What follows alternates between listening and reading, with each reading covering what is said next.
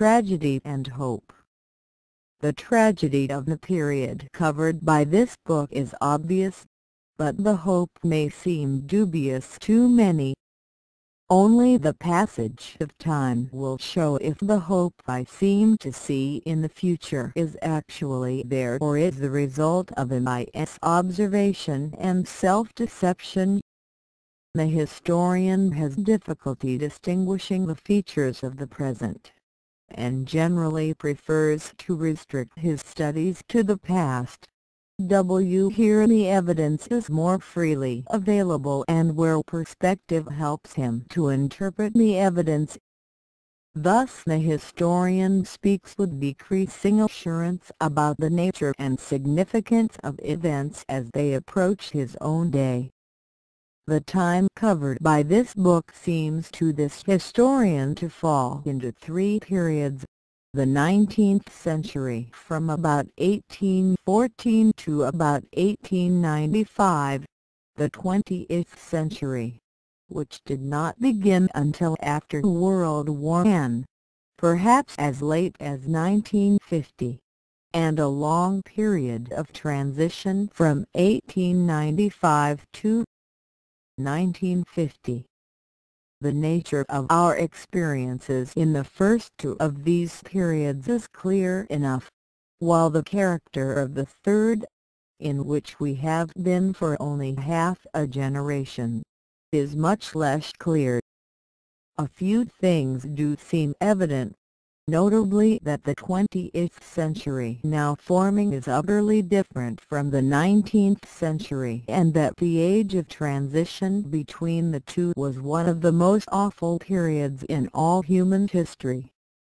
Some, looking back on the 19th century across the horrors of the age of transition, may regard it with nostalgia or even envy. But the 19th century was, however hopeful in its general processes, a period of materialism, selfishness, false values, hypocrisy, and secret vices. It was the working of these underlying evils that eventually destroyed the century's hopeful qualities and emerged in all their nakedness to become dominant in 1914. Nothing is more revealing of the nature of the 19th century than the misguided complacency and optimism of 1913 and early 1914 and the misconceptions with which the world's leaders went to war in August of 1914.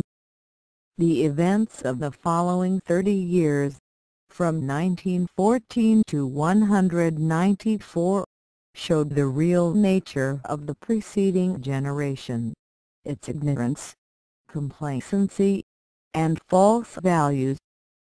Two terrible wars sandwiching a world economic depression revealed man's real inability to control his life by the 19th century's techniques of laissez-faire, materialism, competition, selfishness, nationalism, violence, and imperialism.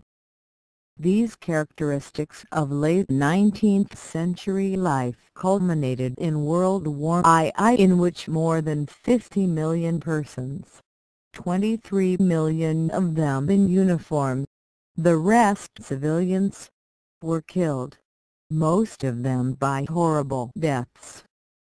The hope of the 20th century rests on its recognition that war and depression are man-made and needless.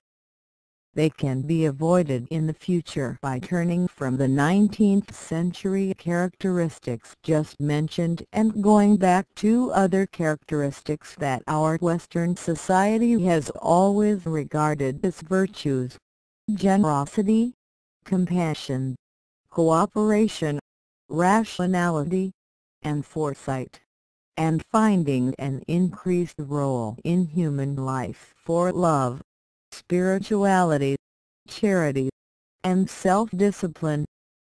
We now know fairly well how to control the increase in population, how to produce wealth and reduce poverty or disease, we may, in the near future, know how to postpone senility and death.